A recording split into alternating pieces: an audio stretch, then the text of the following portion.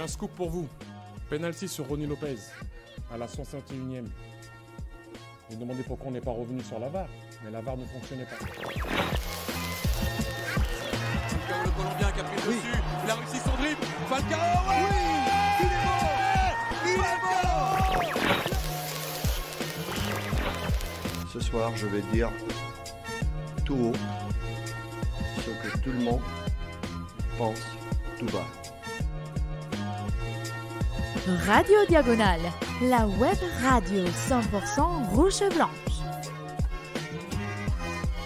Eh bien, bonjour, bonsoir à toutes et tous. On se retrouve pour un nouveau débrief. Monaco accueilli après une trêve internationale le LOSC au Louis II et Monaco a eu le mérite de revenir au score, même réduit à 10 contre 11. Monaco donc s'en sort avec le point du nul, 2 buts partout. Et pour m'accompagner pour débriefer cette rencontre, il y aura Pierre et Arthur. Mais les deux Lyonnais, ne leur jetez pas des pierres. Salut. Ça arrive. Bonsoir messieurs. Salut. Bon, comme je le disais, une rencontre particulière, mais malgré tout plutôt agréable à suivre. Surtout, je pense qu'on est un supporter neutre. Je pense que c'était plutôt une soirée sympathique. Et on va commencer, comme d'habitude, par les 3 points. Et je vais te lancer, Arthur. Quels sont tes 3 points donc, pour cette rencontre ? Alors mon premier point, c'est sur tu l'as dit, supporter neutre, hein, car je m'attendais vraiment ce soir, en ce retour de la Ligue 1, à vraiment me faire chier dans la continuité des derniers matchs de Monaco. Puis au final, pas du tout. C'était quand même un match où il y avait du rythme. On a eu des émotions, pas que positives non plus. Donc voilà, c'est plus une frustration du résultat plutôt que d'une déception du match en lui-même. Mon point 2, c'est cette entame regrettable, hein, tout simplement, parce que voilà, on fait 12 minutes catastrophiques, tout le monde est à l'envers et on se rend compte que quand on s'est remis à l'endroit, cette équipe de Lille, elle est aussi malade. Donc voilà, c'est dommage, on aurait pu et dû faire mieux si on était resté concentré pendant les plus de 90 minutes. Et mon point 3, c'est sur la compo et notamment question relative à la compo et pourquoi on ne fait pas jouer nos meilleurs joueurs. Je pense à Ben Yedder, qui n'a pas beaucoup joué en équipe de France. C'est le moins qu'on puisse dire. Et puis Sidibé, hein, c'est un peu mystère. Sidibé, je pense qu'il est un de nos meilleurs défenseurs et il contribue beaucoup à l'équilibre général de l'équipe. Voilà, donc l'expérience de ces deux joueurs est dommage. Ouais, peut-être une envie de prendre 0 risque avec Sidibé qui a quand même été pas mal pété, donc peut-être... Pour la Coupe d'Europe. Ouais, je sais pas, je pense qu'il va finir par le mettre parce qu'il comptait sur lui, mais c'est vrai que dernièrement, il est étonnamment absent et je pense qu'il est toujours un petit peu... Il n'est pas forcément à 100% et peut-être que quand il a essayé de le relancer un peu vite, vu qu'il s'est répété à chaque fois, pas de prise de risque pour Sidibé, mais par contre, oui, je te rejoins, c'est clairement notre meilleur élément défensif d'un autre côté. C'est pas non plus comme s'il avait une concurrence de très très haut niveau. Pierre, tes 3 points ? Ouais, alors mes 3 points, déjà je vais rejoindre Arthur sur la compo avec les mêmes questions, hein, sur les choix de départ. Surtout Ben Yedder, mais aussi Sidibé. Et bon, on voit que la compo, c'est aussi la responsabilité qu'a Kovac dans l'entame de match qui est mauvaise, c'est qu'il est parti avec, je pense, avec les mauvaises personnes. Le second point, c'est qu'on a fait quand même un meilleur match offensif. Alors, meilleur par rapport à ce qui s'est fait, on va dire, dans le dernier mois. Ça fait quand même quelques temps qu'on regarde que des purges comme match où il ne se passe rien. Là, voilà, on a retrouvé quelque chose offensivement. Bon, par contre, on a perdu. On n'avait pas une grande solidité défensive, mais là, c'était vraiment n'importe quoi défensivement, surtout le début de match. Donc, bon, il y a un équilibre qui n'est toujours pas trouvé. Et le troisième point, c'est quand même ce match nul qui est accroché de façon un peu miraculeuse, même si, bon, après, on domine bien la seconde période et on a des occasions et l'entrée de Ben Yedder a fait du bien. Voilà. De mon côté, les 3 points, ça a été déjà dit, mais c'est vrai que le match était plutôt sympa et vivant. Bon, évidemment, quand on est supporter monégasque, les 10 premières minutes et même les 30 premières minutes, t'as envie de te faxer au fond de ton canapé et tout simplement changer de chaîne, mais le match a été quand même plutôt agréable pendant les 90 minutes. Le deuxième point, c'est que oui, on peut avoir des regrets parce que tu domines quand même assez outrageusement pendant les 2 tiers de la rencontre. Et les Lillois, d'un autre côté, c'est assez incompréhensible leur rencontre parce qu'ils font une demi-heure de très très haut niveau où ils profitent clairement aussi de nos grosses lacunes. Mais la sensation un petit peu qu'ils ont arrêté de jouer, peut-être déjà la tête au match de Coupe d'Europe qui est très important pour eux. Je pense que beaucoup ne les voyaient pas encore qualifiables après 4 journées de Ligue des Champions, et c'est clairement le cas, même s'ils ne sont pas dans une poule de très très haut niveau. On les voyait quand même plutôt finir 3, voire même plutôt 4e, et ils sont toujours en place pour se qualifier. Et enfin, le dernier point, ça faisait un petit moment, tu viens de le dire, Pierre, défensivement, c'était un petit peu mieux dernièrement, même si, bon, c'était pas non plus extraordinaire non plus. C'est le retour de notre défense absolument dramatique. Alors ce soir, évidemment, on pourra dire qu'il n'y avait pas ceux qui sont considérés comme étant les 2 voire 3 titulaires avec Sidibé. Je dis 2 parce que je pense essentiellement à nos purs axiaux. On sait très bien que Disasi et Pavlovic, ça allait être compliqué. On l'a vu, et on en parlera évidemment dans le débrief du match et dans les performances individuelles, mais ces 2 joueurs-là sont complètement perdus. Disasi, c'est un échec désormais, on peut clairement le dire, c'est un énorme échec, et tant qu'à Pavlovic, il aura éliminé le Portugal, ou en tout cas non qualifié le Portugal directement pour la Coupe du Monde. J'ai pas du tout vu le match Serbie-Portugal, mais il a sans doute pas fait une mauvaise prestation, mais là ce soir c'était absolument cataclysmique de son côté. Ah ouais. Et c'est vraiment problématique, mais encore une fois, on se répète, on voulait acheter des défenseurs cet été. On nous a dit, mais non, des défenseurs, on en a. C'est vrai qu'on en a plein. En nombre, on en a, parce qu'il y a encore Matsima, il y a encore Marcelin derrière. Et bon, c'est bien beau d'en avoir 6, mais les 6 sont à peu près tous aussi mauvais les uns que les autres. Donc, on s'en sortira pas de toute façon avec une telle défense. Et le pire, c'est que Nubel, pour le coup, lui commence un petit peu à sortir la tête de l'eau. Mais devant lui, c'est pas possible.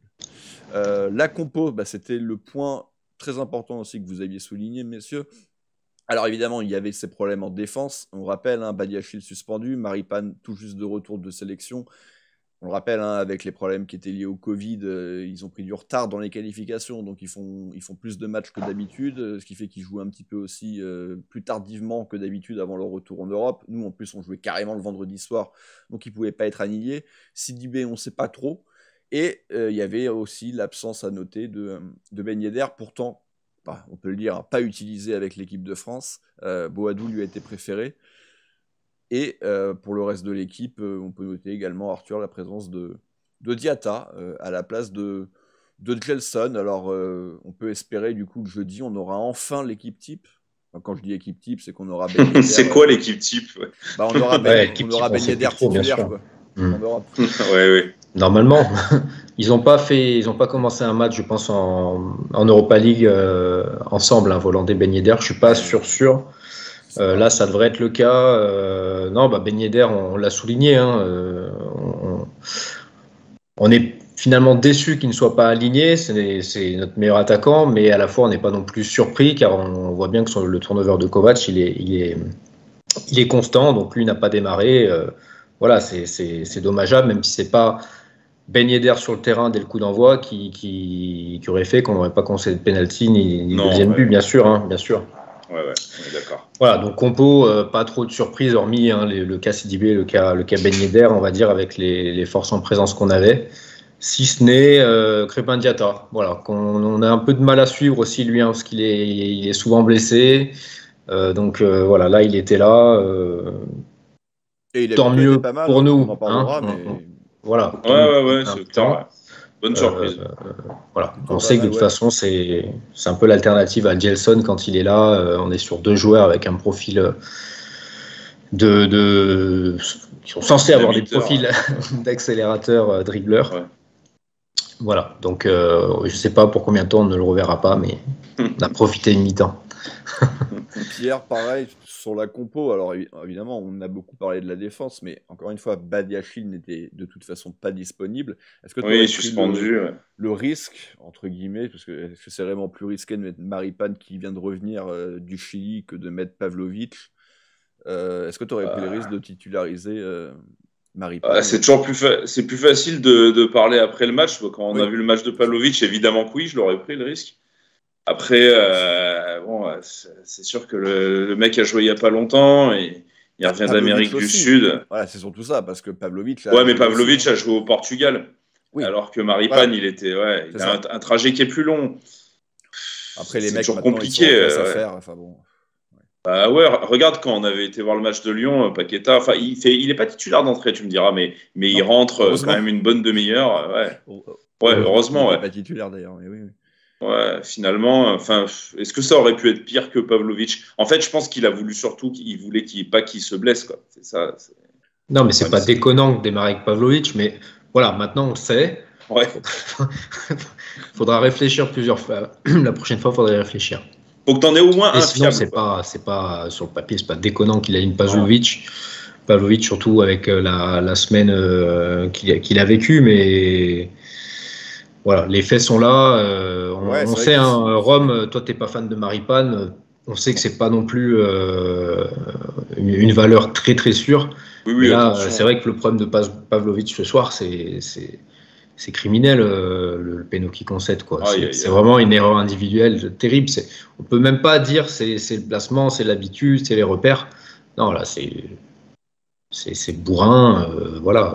C'est vrai que Kovac, il a peut-être misé sur l'aspect un peu psychologique. Les Serbes, ils ont quand même réalisé l'exploit en plus à la dernière minute, de se qualifier directement pour la Coupe du Monde face au Portugal. Donc il s'est dit psychologiquement, il doit être au top. Et puis il y a cette entame de match au bout de 4 minutes. Et justement, on va pouvoir en parler de ce match, Pierre. Et comme je le disais, voilà, cette entame. Et au bout de 3-4 minutes de jeu, on concède un penalty sur un geste non maîtrisé de la part de Pavlovic, qui certes va contrer le ballon, mais qui également, il va quand même un petit peu la semelle en avant et c'est un penalty de Seka, c'est ça? Ouais, je crois que c'est Seka, exactement. Exactement. Et un penalty idiot, n'ayons pas peur des mots. Et c'est en fait, ce qui est dommage, c'est alors déjà dans le geste, il y a beaucoup trop d'engagement pour un geste dans cette zone-là. Et puis de toute façon, c'est un endroit où, ils sont nombreux. Enfin, je veux dire, il peut frapper. Sheka, il y a quand même très très peu de chances que ce soit dangereux. Enfin, c'est vraiment une intervention pas réfléchie. C'est rare en fait de voir des pénaux concédés comme ça dans le foot, quoi. D'ailleurs, finalement, au début, quand il siffle le péno, je me dis non, il va revenir dessus. C'est pas possible qu'il ait mis une semelle dans une intervention comme ça. Et Dizazi à Lyon aussi fait une faute un peu con comme ça où. Ouais, mais l'action est plus lancée, quoi. Oui, non, mais bien sûr. Ouais. Mais voilà, il n'y a aucune maîtrise et la faute, elle est. Enfin, je veux dire, il prend un jaune, mais il n'y a pas à dire, quoi. Il lui écrase quand même il écrase le pied quand même. Oui, de toute façon, c'est la règle, quoi. Tu fais péno et carton jaune sur un truc comme ça. C'est une semelle, quoi. Ouais, c'est ça. Oui, il n'y a clairement rien à dire sur la véracité du penalty et de la sanction et du carton jaune. Voilà, en termes de match complètement raté des Monégasques, Arthur, t'es mené 1-0 au bout de 5 minutes et tu commences aussi à sentir que derrière c'est très compliqué, on est clairement pris de vitesse. Weah qui pourtant est quand même un joueur très moyen depuis qu'il est à Lille, met le feu, il connaît aussi, et évidemment Jonathan David, et d'ailleurs dès la 10e minute de jeu, ce coup-ci c'est plutôt Disasi et Aguilar qui vont être pris de vitesse, et Jonathan David va doubler la mise en trompant face à face un Nubel qui, même si je trouve que le reste de sa prestation a été correct, aurait peut-être pu faire un petit peu mieux quand même sur cette situation. De toute façon, le pauvre, 9 minutes, c'est la 9e minute, le deuxième but. Il a pris 2 tirs. Donc là, oui, ça part d'une balle un petit peu anodine de Thiago Diallo par-dessus la défense. Enfin, anodine non, puisqu'elle est quand même bien sentie. Disasi, il est trop long, il tente une interception direct, donc il est battu, ça file vers David. Là, on est sur un Aguilar qui est dans la zone, je pense, qu'il déteste le plus, c'est-à-dire qu'il est un peu en retard, il ne sait pas trop quoi faire, est-ce qu'il va tacler le mec, puisque Aguilar aussi, il est coutumé du fait quand même d'aller tenter des tacles un peu désespérés. Là, il ne le fait pas. Voilà. Exactement. Après, David protège très bien son ballon. La finition, elle est très bien de la part de l'attaquant, mais je je veux dire, le ballon, il lui arrive à lui déjà, c'est bien pour lui parce que là, normalement, un mec un peu plus costaud, tu te places mieux, tu mets un coup de casque et voilà. Et Disasi, je sais pas ce qu'il a tenté. Enfin, c'est pas le mec le plus souple normalement, quoi. Bref, c'est dans la dynamique du penalty, l'équipe est encore dedans et puis de toute façon entre les deux buts, on a eu quelques ballons et on l'a bien vu qu'on n'avait pas d'idée. Bref, c'est voilà, vraiment l'entame de match raté. Presque, ça me rappelait un peu le match contre Lens, hein, je crois, qu'il y a 2 ans, qui avait été assez terrible aussi dans ce sens-là. Oui. Et c'est vrai qu'il manquait qu'un rouge là, à ce moment-là, tu vois, 2 minutes plus tard, pour faire le starter pack du Monaco des mauvais soirs. Ouais, c'est vrai, ouais. Et ça va se prolonger, hein, Pierre, hein, parce qu'on va vraiment vivre une première demi-heure très très compliquée. Monaco va être en grande difficulté. Nubel va sauver des grosses situations par 2 fois, une frappe au premier poteau. Ouais, alors il y a la frappe, effectivement, sur son premier poteau. Il connaît, ouais. Un contre un également bien géré, où il sort bien dans les pieds de David, je suppose. Ouais, voilà, ouais, exactement. Ouais. Alors ça, c'est très bon, très bien géré le 1 contre 1. Autant l'arrêt au premier poteau, enfin dans le fond, oui, il fait un bel arrêt, mais il est mal placé aussi, donc il rattrape sa propre bêtise. Bah, mal placé, oui, mais autant... en même temps, vu que la logique, ce que vont faire habituellement les attaquants, c'est quand même c'est de centrer en retrait. Et d'ailleurs, c'est très bien vu de la part d'Ikoné, parce il prend la décision de frapper au premier poteau. Elle est pas parfaitement bien placée, mais elle est quand même plutôt pas mal. Et pour le coup, et forte. Fait un vrai très très bel arrêt. Donc voilà, il rattrape bien son truc, ouais. Et là, on est à la 12e minute.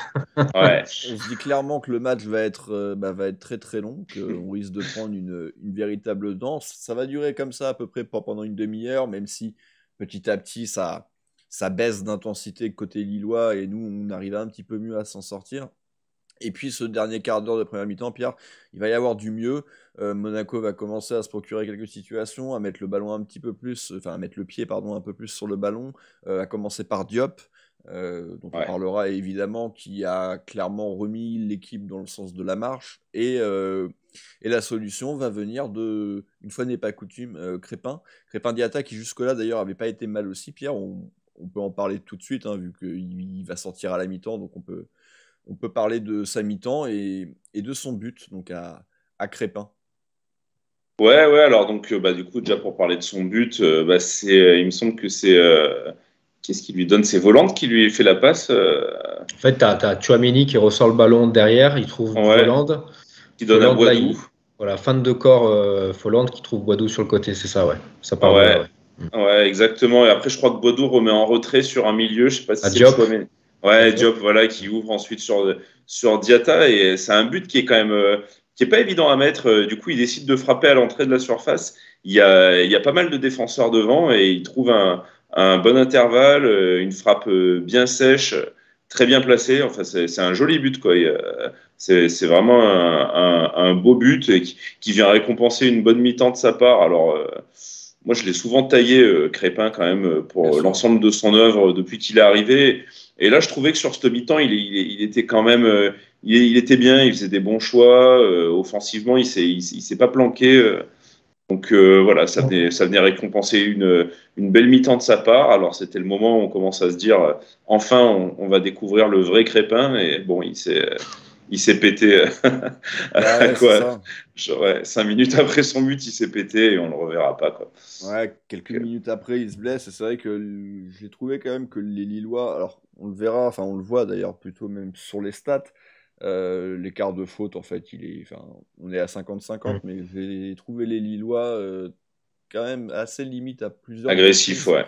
Très agressif. Alors agressif, c'est pas forcément une mauvaise chose, mais au final, c'est nous qui nous prenons un rouge parce que évidemment Pavlovic c'est 2 semelles, mais j'ai trouvé quand même que les Lillois étaient à plusieurs reprises assez limites et l'intervention sur Diatta on est une, par exemple. Donc ouais, c'est dommage. Voilà, il faisait une bonne prestation, une bonne première mi-temps.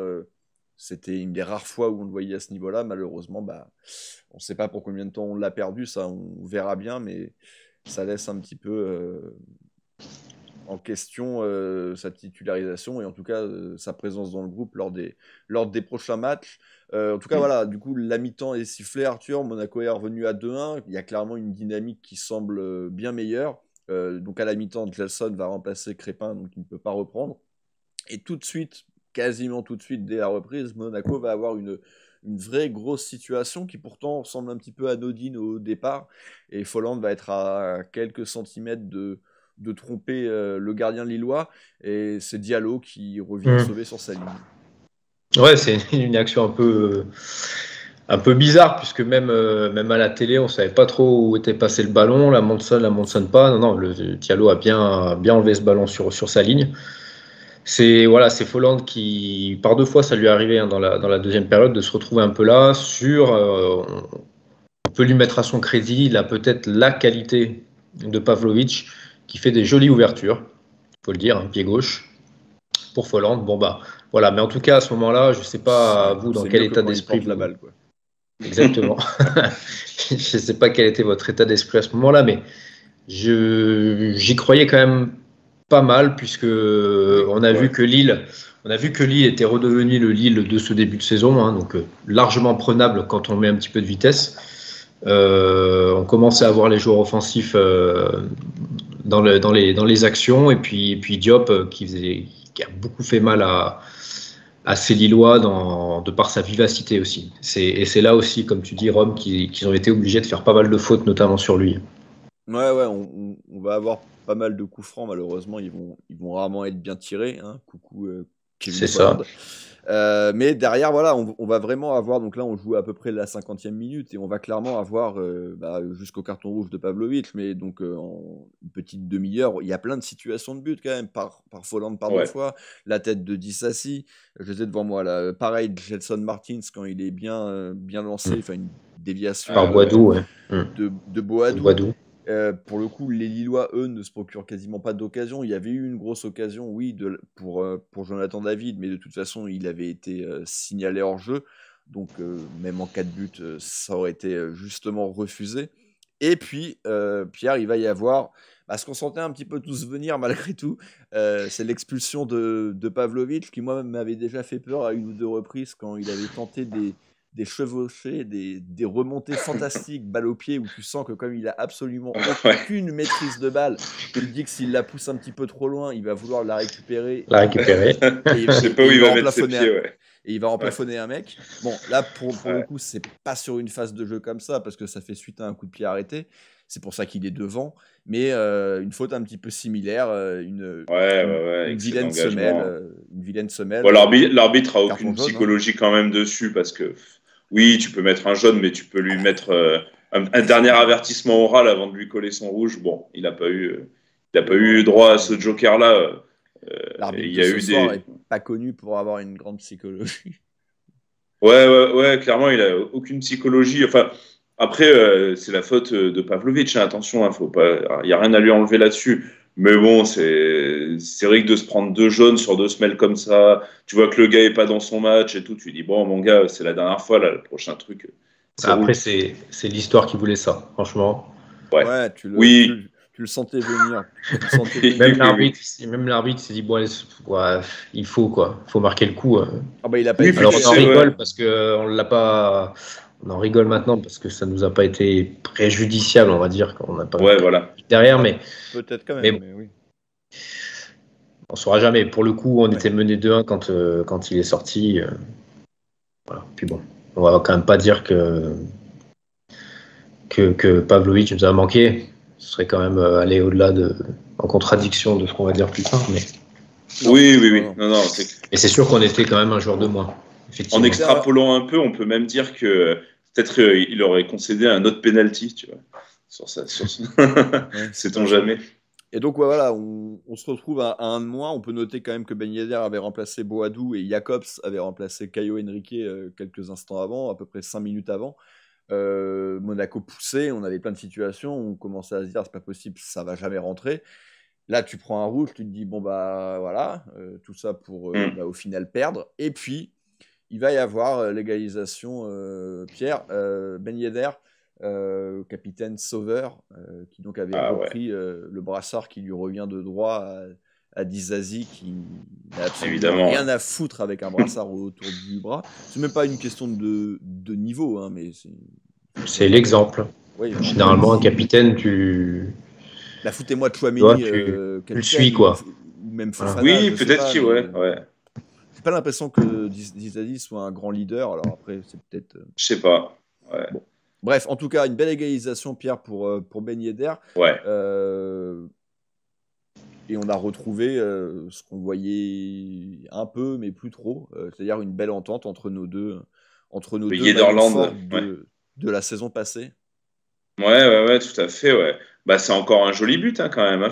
On aura mis 2 jolis buts ce soir. Donc là, c'est Voland qui fait une sorte de passe aveugle. En fait, au début, quand il n'y avait pas le ralenti, j'ai cru que c'était une talonnade, mais non, c'est une passe vraiment en rupture qui donne à Ben Yedder, qui est du coup sur le côté gauche de la surface, et Ben Yedder qui enchaîne avec une reprise pareil, très forte, cadrée sur le premier poteau, et qui est quand même imparable au vu de la vitesse d'exécution, quoi.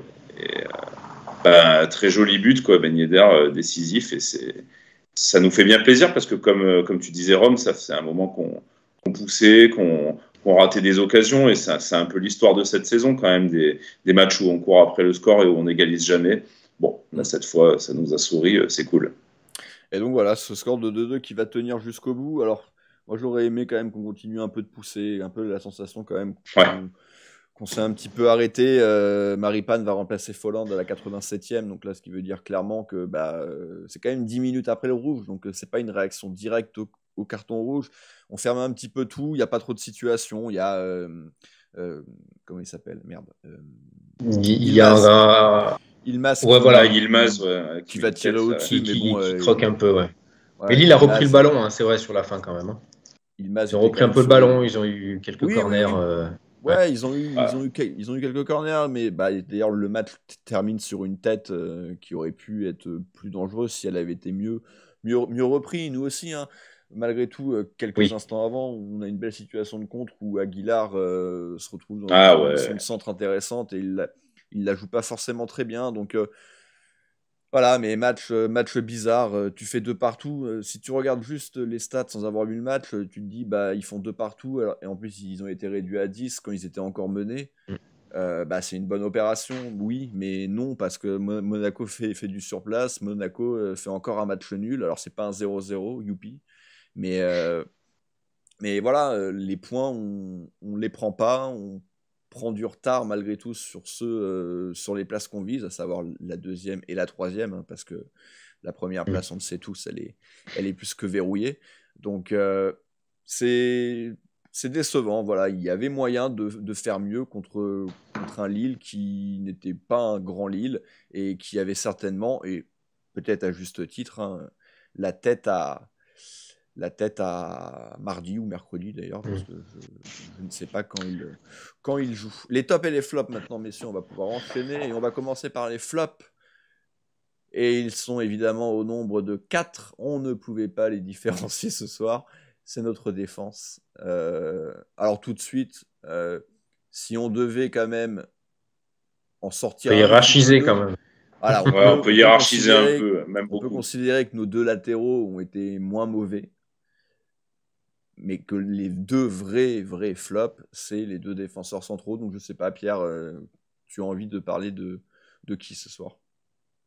Allez, on va commencer par Pavlovic, parce que c'est quand même celui qui est le plus haut dans la flopitude du soir, pour l'ensemble de son œuvre, avec ce penalty complètement pourri concédé. Il y a un moment là dans le match où je crois qu'on s'est amusé à le suivre en même temps avec toi, Rome, sur ce qu'il faisait, quoi. Il était complètement paumé sur toutes les actions offensives lilloises. Il savait pas comment se placer. Il a eu 2 dans l'équipe, hein, Pavlovic. J'ai les notes devant moi. C'est la moins bonne note, hein, évidemment. Ouais, de toute façon, il est énormément fautif sur le premier but. Son expulsion, elle est quand même idiote. Il n'y a rien à garder de ce match. Il n'est pas bon du tout. Et le rouge vient récompenser l'ensemble de son œuvre. Voilà. Et son compère Arthur Dizazi, qui lui a eu la note de 3. Alors, c'est pas beaucoup mieux. Mais tu vois, on voulait hiérarchiser les mecs, on est plutôt pas mal. On a vu le même match avec nos confrères de l'équipe. Je sais pas si c'est une bonne chose. Ils mettent 4 aux 2 latéraux, donc on est dans le vrai. On est dans le vrai, ouais. Bah, Dizazi, comme on disait un petit peu hors antenne, mais on commence malheureusement à avoir un peu trop l'habitude de ces matchs moyens, donc c'est pour ça on parle plus de Pavlovic ce soir, mais Dizazi, c'est pas bon du tout. Sur le deuxième but, il couvre n'importe comment cette passe qui vient le lober. Et puis, avec le ballon, il est vraiment pas copain. Il y a cette passe en retrait assez symbolique où tu te dis, si elle est cadrée, je sais pas si Noble peut faire grand-chose. Voilà, c'est des petits trucs. Là, j'allais dire, il n'y a pas eu de conséquences. Oui et non. Il y a quand même un corner quand même qui vient derrière où tu peux te prendre le but. Mais ouais, non, c'est pas bon. Et comme tu dis, Rome, il est vice-capitaine. Il joue souvent parce que ça tourne beaucoup en défense centrale, parce que Maripane, il n'est pas souvent là. Et Dizazi, c'est de pire en pire, en fait. Alors, de temps en temps, comme là, ce soir, ça aurait pu, il arrive à nous mettre quelques buts sur corner, sur les phases offensives. Mais derrière, c'est trop compliqué, quoi. C'est rageant. On est assez d'accord. Je vais m'occuper rapidement des 2 latéraux. Aguilar en grande difficulté en première mi-temps, et Weah lui a mis un petit peu la misère à quelques reprises en vitesse, et également sur le deuxième but. On l'a dit, il est également possiblement à mettre en cause, même si c'est évidemment plus Dizazi sur le coup. Et de l'autre côté, Caio, un match moins compliqué, je trouve, défensivement, même si c'est rarement là où il brille de toute façon. Mais on l'a moins vu juste offensivement. Je me demande malgré tout. Non, c'est Jacobs, oui, qui centre, parce qu'il était déjà en Voland sur la tête de Voland. Ouais, c'est Jacobs. On ne peut pas non plus lui donner ça. Donc voilà, un match très moyen de la part de nos 2 latéraux, tout autant défensif que offensif, même si Aguilar, ça a été un poil mieux en deuxième mi-temps. En fin de match, en deuxième mi-temps, il s'est un peu plus... On l'a plus vu, ouais.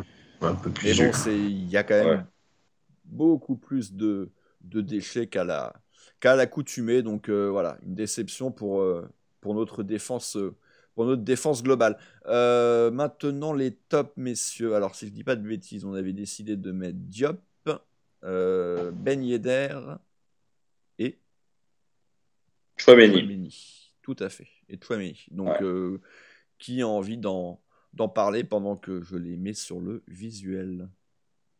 Je vais attaquer avec Ben Yedder. J'attaque avec Ben Yedder, que j'ai trouvé très bon. Et puis, même quand il est rentré, tu vois, il avait quand même le visage d'un mec qui allait réussir son match.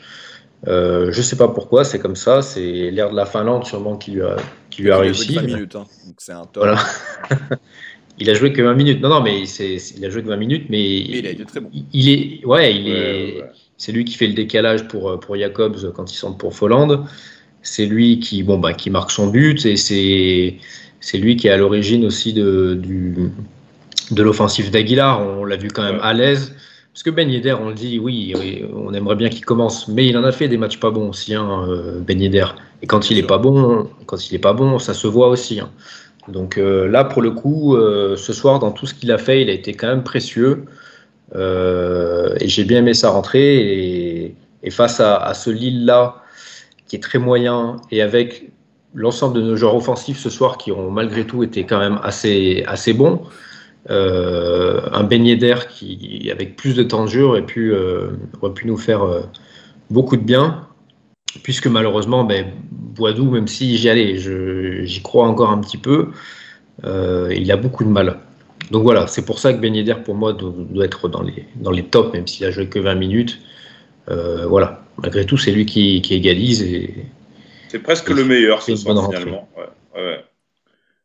Ouais, tu as senti un mec, il a joué 20 minutes, mais pas de déchets, rien à dire. Ouais, un autre niveau, quoi. Diop, Pierre, clairement le joueur le plus en vue ce soir pendant les pendant les 90 minutes, il a eu la meilleure note sur l'équipe. Ouais. Avec un autre joueur dont on parlera plus tard. Mais voilà. Ouais, tout à fait. Bah, Diop, non, il a fait un bon match. Ce qui est bien, c'est que il a ce profil un peu créatif c'est le seul qui avait ce profil-là sur le terrain ce soir. Donc, c'est celui qui amène un peu cette dose de QI foot qui nous manque cruellement. Moi, je trouve que Pavlovic, il est créatif aussi. C'est jamais attendu ce qu'il va faire. C'est une sorte de titulaire c'est l'Angleterre demain. C'est un artiste à sa manière aussi, ce Pavlovic. Ouais. Ah ouais. Exactement. Ils nous font pas vibrer dans les mêmes zones du terrain, mais on vibre pour les deux. Ouais. Mais ouais, non, Diop, bon match. C'est toujours agréable de le voir jouer parce qu'il se planque pas, il essaye de créer des choses. Donc, c'était pas mal. Je mettrais quand même un petit bémol sur une chose, moi. C'est ces coups de pied arrêtés qui ont été quand même pas bons, quoi. Alors, en plus, les commentateurs, ils étaient là, ouais, il nous a mis une lucarne avec les bleuets, c'était génial. Enfin bon, il avait plutôt des coups de pied arrêtés où il s'agissait de centrer et ça a été quand même mal exécuté la plupart du temps. Bon, après, ses coéquipiers n'ont pas fait mieux, mais c'est vrai que c'était une force de l'année dernière. On marquait énormément de buts sur coups de pied arrêtés et cette année, on a perdu la formule, quoi. Diop, ça faisait longtemps quand même qu'il n'avait pas fait une belle prestation comme ça quand même. Ouais. Parce qu'aujourd'hui, il a vraiment régalé sur tous ses 1 contre 1, ses prises de balles, la vitesse. Ça faisait un petit moment quand même qu'on ne l'avait pas vu aussi remuant. Ouais, sur autant de temps, tu as raison. Ouais. Puis des beaux enchaînements avec des belles prises de balles et bonnes prises de décision directes. Ouais. Parce que sur le but de Diatta, ça passe, ça crée tout le décalage quand même. Il trouve Fofana dans l'axe, mais c'est vrai que ça passe, crée vraiment le décalage sur la remise de Boadou là, quand il est côté gauche. Oui, justement, pour le dernier top, alors j'hésitais entre Tchouaméni et Fofana. Moi, j'étais vraiment entre les deux. C'est vrai que Fofana, c'est lui qui fait la, entre guillemets, passe décisive pour Diatta, parce que est-ce que c'est vraiment une passe décisive? C'est quand même plutôt Diatta qui crée son but derrière. Mais j'ai bien aimé la prestation de Tchouaméni. C'est sobre, c'est propre, il n'y a pas trop de déchets, pas mal de récupération de balles. Il a, avec Fofana, encore une fois, quand même, on va dire, un peu limité la tempête de ce début de match, en revenant à quelques reprises sauver un petit peu la baraque derrière de notre défense centrale qui était complètement à la rue et qui était prise sur à peu près tous les ballons. Donc voilà, j'ai voulu le récompenser, et puis également, parce que même si ça n'a évidemment rien à voir, mais on peut le souligner, il a plutôt fait une bonne prestation encore en bleu là contre la Finlande dans un match compliqué, parce que sans enjeu, il fait, je sais pas combien il faisait, mais il faisait pas bien chaud, donc il s'en est plutôt bien sorti, donc espérons pour lui qu'il trouve sa place en bleu, même si je sais qu'à propos avec la compo actuelle, je vois pas vraiment où il va pouvoir jouer, parce que quand t'es Pogba et puis derrière, c'est compliqué. Oui, vas-y Arthur. J'y pense, en parlant de Fofana, on a quand même réussi à mettre en place une combinaison sur corner où à l'arrivée c'est Fofana qui frappe. Ah ouais, putain. Celle-là. C'est vrai, il a cadré, on peut le noter. C'est rigolo. Il a cadré, mais c'est vrai qu'elle est frappe à l'entraînement, quoi. Dans les bras du goal, quoi. Allez, vas-y, il saute un petit peu. Ça fait beaucoup rire de faire une combinaison qui était intéressante sur le papier. Mais elle est sollicitée Fofana pour. C'était déjà mieux que la version pour Aguilar qui a déchiré une frappe qui est venu éclater Tchouaméni, qui n'a rien demandé à personne. Tchouaméni. Donc, bon. Mais oui. Ah ouais. Donc voilà, est-ce que ça valait vraiment 3 tops? Je sais pas, mais bon. Ben Yedder, encore une fois, c'est que 20 minutes, mais c'est 20 minutes quand même de très haut niveau, même sorti de son but. Le reste des prestations individuelles maintenant, on va aller rapidement, Arthur, sur Alexander Nubel, donc, qui, petit à petit, est en train de montrer quand même, je trouve, de bonnes choses. Et bon, il encaisse un penalty, difficile quand même de tomber sur un gardien dans ces cas-là. Oui. Il nous a empêché, malgré tout, de complètement avoir la tête sous l'eau en première mi-temps. Avec toutes ces sorties médiatiques ces derniers temps, là, maintenant, faut assurer. Il a dit qu'il n'était pas en confiance, mais c'est vrai qu'à la 9e minute... À la 9e minute, on se dit il y a 2 tirs de but, quoi. Voilà, même s'il y a un péno, mais c'est vrai qu'il restait donc sur 3 matchs malgré tout sans prendre de but. Je pense que même si t'es pas trop sollicité pour la confiance, c'est toujours un point positif. Et aujourd'hui, on l'a dit dans le déroulé du match, il fait le boulot. Moi, ce qui me dérange encore avec lui, c'est c'est le jeu, les sorties aériennes. Je lui demande pas de faire du Anthony Lopez, à aller chercher les ballons n'importe où. Mais moi, je vois tous les gardiens de Ligue 1, par moment dans les matchs quand même, savent capter un ballon qui traîne en l'air dans une surface. Et lui, c'est vrai qu'il n'y va jamais. Voilà. Donc je sais pas Ça fait pourquoi. longtemps qu'on n'a pas eu de gardien qui sorte, parce que Souba, c'est pas non plus ça. Non, mais tu vois, même qualité. Admettons, tu as des mecs qui remettent de la tête, ça jongle un peu comme des otaries un peu dans la surface. À un moment donné, ton gardien, il doit y aller, quoi. Mais tu crois pas que c'est la confiance, ça? Je pense peut-être. Que c'est, Peut-être. Mais du moins, c'est encore un peu à régler parce qu'un beau jour, le ballon, il va traîner. C'est un adversaire qui va le reprendre et puis voilà. Voilà, sans pour autant faire du Lopez, comme je dis. Mais... moi, je mettrais un petit bémol sur la communication avec ses défenseurs. À un moment, il y a Disasi là qui met une tête. Nebel était juste derrière, il lui a pas parlé. Enfin, tu sens quand même que ça va. C'est pas encore ça, quoi. La communication entre le gardien et les défenseurs. Il n'y a pas une grande confiance mutuelle entre c'est normal quand c'est pas l'un, c'est l'autre. Donc c'est vrai que la confiance, elle est dure à trouver. On peut passer directement au milieu de terrain, donc un Fofana. Pierre, moi, comme je l'ai dit, j'étais pas loin de le mettre top. Toujours un peu pareil, Fofana, un très gros abattage, forcément du déchet parce que c'est pas le plus à l'aise ballon au pied, et puis comme il se donne beaucoup, il tente pas mal de choses, il perd aussi quelques ballons. Mais moi, je persiste à dire qu'il est essentiel dans cette équipe. Un degré moindre de Tchouaméni, évidemment, parce que c'est quand même pas non plus les mêmes joueurs. Mais pour moi, ne bougez pas ce milieu de terrain, même si le crack Matarazzo dont on a besoin, voilà, c'était pour la. Mais oui. C'est vrai qu'en ce moment, le crack Matarazzo fait beaucoup parler de lui. C'est un bon remplaçant, après, pour l'instant, Matarazzo. Mais oui, pour reparler quand même des gens qui ont joué, Fofana, il a fait un bon match quand même. Alors oui, c'est vrai aussi, il prend des risques. Donc forcément, il perd des ballons sur des passes, des fois où peut-être il prend trop de risques, mais c'est aussi comme ça qu'on casse les lignes, quoi. Donc... on peut pas non plus faut choisir ses reproches, quoi. Soit le mec tu lui reproches de se planquer et de rien faire, ou soit de temps en temps il perd des ballons un peu chauds, mais bon, il va au charbon, il a quand même bien, il est assez agressif au niveau du milieu de terrain, et du coup il a réussi à prendre petit à petit le dessus sur le milieu de terrain lillois. Donc franchement c'est un bon match, et il y avait match justement avec Tchouaméni pour le top. Crépin, on en a parlé, une première mi-temps plutôt correcte, assez remuant, un très beau but, et puis malheureusement cette blessure qui le fauche en plein vol. Et bon, on verra quand il va revenir, mais c'est vrai qu'on aurait pas forcément aimé le voir un peu plus, parce que mais c'est surtout qu'en fait l'autre solution c'est Gelson, donc il a une place à jouer, il a un coup à faire, on aimerait le voir un petit peu plus pour qu'il puisse montrer des choses plus régulièrement. Malheureusement, on l'a peut-être perdu pour quelques semaines. Et enfin, le dernier joueur, alors c'est lui également qui a eu 7 dans l'équipe, c'est Folland, Arthur. On n'était pas loin, toi tu voulais le mettre dans les tops, et pour moi je ne pouvais pas le mettre dans les tops, même si son match n'est pas mauvais. Mais d'ailleurs c'est également ce qu'ils ont noté eux, c'est que c'est pas possible malgré tout de rater autant de situations. Quand on connaît le volant de l'année dernière, ce soir il doit en marquer au moins 1 voire 2 des buts. Et la tête, quoi. C'est Pierre qui... Puis il n'y a pas que la tête, il y a sa frappe en pivot, et puis, je veux dire, il nous avait habitués à être tellement tueurs que ce soir, évidemment, c'est une de ses meilleures prestations depuis le début de saison. Je pense qu'on peut le dire. Dans le jeu, il était bien mieux. Plus actif, passeur décisif, mais du coup, plus tueur. C'est encore le petit truc qui lui manque. Ouais, c'est toi, Pierre, sans te balancer. C'est moi dans les tops. Ouais, je te rejoins, Rome. Je l'aurais pas mis dans les tops. Même si effectivement dans le jeu courant c'était mieux, il a staté ce soir avec sa passe décisive, mais je le retrouve pas encore.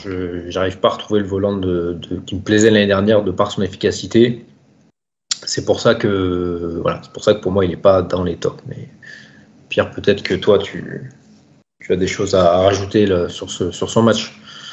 Bon, moi, je trouvais il y a des beaux contrôles, il y a des belles passes, il y a des beaux gestes. Alors, dans la hiérarchie de mes tops, c'était clairement le dernier.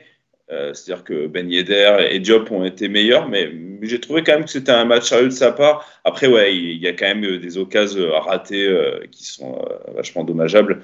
Et puis, il y a cette espèce de coup franc là, qui nous envoie dans les tribunes. Ouais. Ça arrive, mais c'est vrai que ça nous a rappelé un certain coup franc de mon bon vieux de Djibril Sidibé l'année dernière, je crois. Si tu veux, c'est un moment où tu as besoin de La différence, c'est que Folland, s'il la cadre, elle est partie forte. S'il la cadre, celle-là, elle peut être chiante pour le gardien. Sidibé, elle était partie très forte, hein, mais bon, elle était 45 mètres au-dessus du but. Il était loin. Du coup, elle était moins. C'est dommage de gaspiller des occasions comme ça, quoi. Quand t'es mené, je trouve c'est dingue de se dire de prendre ce risque-là. Je sais pas, essayer de faire un centre, de mener autrement le danger. Enfin, bon, on va pas refaire le match, hein, de toute façon. À noter que lui aussi, à la surprise un peu générale, avait été rappelé par Flick avec la Mannschaft. Alors, il y avait des cas de Covid, hein, je crois, de l'équipe d'Allemagne. Il a joué quelques minutes. Je sais plus contre qui, mais je sais qu'il est rentré, qu'il a joué quelques minutes. Donc, ça lui a peut-être fait un petit peu de bien aussi de retrouver la sélection. Gelson Martins, Arthur, on l'a vu 45 minutes. Monsieur QI Foot. Franchement, quand il est rentré à la mi-temps, je pense qu'on aurait tous pu raconter le match qu'il allait faire. Il est fascinant tout quand le même. Temps parce que... pareil. C'est tout le temps pareil. Il touche beaucoup de ballons parce qu'il est disponible. Il se met en position et puis plus rien. Il se met en position. Il a ses occasions. J'avais trop franche, mais là, il la met au-dessus. Il foire des décalages. C'est toujours il rend toujours la même copie. Et c'est vrai que pour le coup, Diatta était bien et c'est vrai que c'est dommage. C'est dommage d'avoir dû le remplacer. Enfin, vous m'avez compris, quoi. Gelson serait rentré à un moment ou un autre. Mais du coup, évidemment. Mais pas on peut dire qui nous a fait du Gelson, bien sûr, puisque là, pour le coup, honnêtement, son match, c'est du copier-coller. Hein. On pourrait faire à chaque fois la même analyse, hein, je pense. C'est ça. C'est marrant des fois comme il s'en sort sur des récup de longs ballons. Enfin, il se bagarre quoi, quand même le mec et du coup il arrive parce qu'il est pas bien grand, mais je sais pas, il arrive souvent à récupérer la balle sur des duels avec des défenseurs baraques, mais après il sait pas bonifier ces récupérations là quoi. C'est il est très inachevé comme joueur. Quoi. Ouais. Bah écoute, l'équipe lui a mis la même note que Diatta, à savoir un 6, assez saignant dans les 1 contre 1. Voilà, c'est ce qu'ils ont écrit. Ils ont la même note qu'avec Diatta. J'aurais mis un peu plus à Diatta quand même, de par son but. J'aurais mis 6 à Diatta, okay, moins Gelson, mais pas à Gelson, quoi. Mais bon, bref, c'est pas très important. Enfin, le dernier changement, alors on parlera pas de Maripane, hein, parce qu'il est vraiment rentré que quelques minutes, et à part dégager plutôt un centre, il n'a rien eu à faire. Jacobs, qu'on a quand même vu 20 minutes, Pierre, qui a remplacé un Caillot, comme on l'a dit, un peu en difficulté ce soir, en tout cas moins en vue. Jacobs, qui n'a pas concédé de penalty. Voilà, il a laissé ça à son pote Pavlovic. Qui a fait un bon il a fait un bon centre, il a amené un peu de vitesse. Ouais, c'est clair, il a amené un peu de vitesse. C'était pas mal son entrée. Bon, après, c'est pas. Mis à part son centre et le fait que le but de Ben Yedder vienne quand même de son côté. Alors, je sais pas où il est à ce moment-là, s'il fait un appel qui vient un peu écarter la défense ou pas, mais c'est une rentrée somme toute banale, enfin moyenne plus quoi. Après, il n'a pas eu à défendre non plus, donc. Donc pour son profil, c'est mieux. On n'a pas parlé de Boadou non plus, non, Rome, ce que tu disais derrière. Bien vu. Bah ouais, mais alors il est tellement. Bah ouais, mais c'est vrai. Mais exactement. Donc en plus, en plus, il a eu également 3, et c'est vrai qu'on aurait pu le mettre dans les potentiellement. Il a eu 3. Ouais. Il a eu 3. Donc peut-être un petit peu sévère, mais c'est vrai que. Je l'aurais pas mis dans les flops non plus. Non, je l'aurais pas mis dans les flops. Pas beaucoup vu, pas vraiment décisif, même si on l'a dit sur la situation avec Gelson, il aurait pu du coup être passeur décisif si. Ouais. Si Gelson avait fait le bon geste, mais bon, Gelson il fait le bon geste une fois sur 20 gestes, donc c'est compliqué. Mais je sais pas, qui veut parler donc de Boadou? Paradoxalement, tu vois, je trouve que c'est peut-être un de ces matchs les moins nuls qu'il ait fait chez nous. Alors après, faut repenser à tous les matchs qu'il a fait à Monaco. Hein. Donc ça veut pas dire que c'est un bon match, mais au moins on l'a un peu nul, plus hein. vu. T'as pas dit le meilleur. Hein. Ouais, voilà. Ouais. Oui, exactement. Ouais, voilà. J'ai choisi mes mots et je les ai choisis et pesés ces mots. Il n'a pas vendangé surtout, parce que c'est vrai que ce qu'on peut lui reprocher, un peu comme ce que moi je reproche avec comme Arthur d'ailleurs ce soir à Folland, c'est quand même de vendanger, de rater beaucoup de gaz. Boadou, on se rappelle le match contre Eindhoven, super, il marque un but, mais il doit à minima en planter 2 ou 3. Donc là, il n'a pas eu de grosse situation, donc on ne peut pas le critiquer sur ça, mais c'est aussi une bonne utilisation du ballon, j'ai trouvé en fait. Plutôt comparé à d'habitude. Ouais, ok. Je sais pas, ce mec, j'ai l'impression quand même qu'il. Enfin, je sais pas, je me dis dans une équipe qui tourne avec les mecs offensifs bons autour, je me dis putain, soit on sait pas jouer avec lui, parce que c'est notre seul joueur offensif qui peut vraiment prendre la profondeur en fait. Folland Ben Yedder sont pas trop ce profil. C'est pas des rapides. Et il y a des matchs des fois où on en a besoin de ça. Donc est-ce que lui, on n'arrive pas à le trouver? Est-ce que lui, il est pas assez en confiance? Bon, certes, il doit pas être beaucoup en confiance, mais je sais pas s'il doit pas manquer grand-chose. Je l'attends pas, lui, personnellement, là, en tant que tueur, renard des surfaces. Là, on a bien compris, c'est pas une gâchette. Hein. Mais je pense qu'il y a mieux à faire quand même. Sur son profil de profondeur. Ouais. On verra. En tout cas, voilà qui conclut donc ce débrief. Monaco donc qui fait match nul. On va attendre que toutes les autres équipes jouent. Il y a dimanche soir un gros Lyon. Ah ouais, c'était l'occasion. Ouais. Un gros Lyon-Marseille. Donc Lyon, du coup, on est à égalité de points avec eux. On est actuellement 7e avec donc 19 points. Après 14 journées, hein, c'est évidemment insuffisant. Hein. C'est loin d'être le rythme d'une équipe qui peut prétendre au podium, donc on verra. Devant nous, il y a quand même Marseille qui a 4 points d'avance, Nice également, Lens, on peut se dire que ça va peut-être finir par chuter un peu comme l'an dernier, mais peut-être qu'ils ont aussi appris de leurs erreurs et ils vont tenir un peu plus longtemps. Donc on verra. En tout cas, voilà, nous, le prochain rendez-vous, c'est ce lundi, Mur des légendes, consacré à Lucky Luke, Bruno Bellone. Et sinon, la prochaine rencontre, c'est évidemment le match d'Europa League, Monaco qui va recevoir au Louis II la Real Sociedad pour, en cas de victoire, une qualification même quasi directe pour les 8e, si je ne dis pas de bêtises. Il faudrait vraiment un cataclysme après pour ne pas avoir la première place, mais je me demande même si ça assurerait pas la première. J'avoue que je n'ai pas le classement en tête. Donc, je crois qu'en gagnant... Je crois que ça assure la première place, oui. Je crois que c'est Sociedad qui est 2. Oui, puis sur l'aller-retour, on a battu à Eindhoven, en fait, vu que c'est la différence particulière. On avait regardé ça. Ouais, c'est ça. Donc, ils ne peuvent pas... Ils peuvent pas nous reprendre. Donc, voilà. Donc, victoire à impératif, c'est pas le mot, mais victoire qui ferait en tout cas évidemment beaucoup de bien ce jeudi face à la Real. On verra. Pour l'instant, en Europe, on s'est un petit peu fait chier, même si ça s'est quand même l'équipe type. Pas qu'en Europe. Il y aura l'équipe type. C'est pas faux. En tout cas, voilà. Merci, messieurs, donc, de m'avoir accompagné. On se retrouve donc lundi pour le Mur des légendes. D'ici là, portez-vous bien. Et Daguemounégou. Et bisous.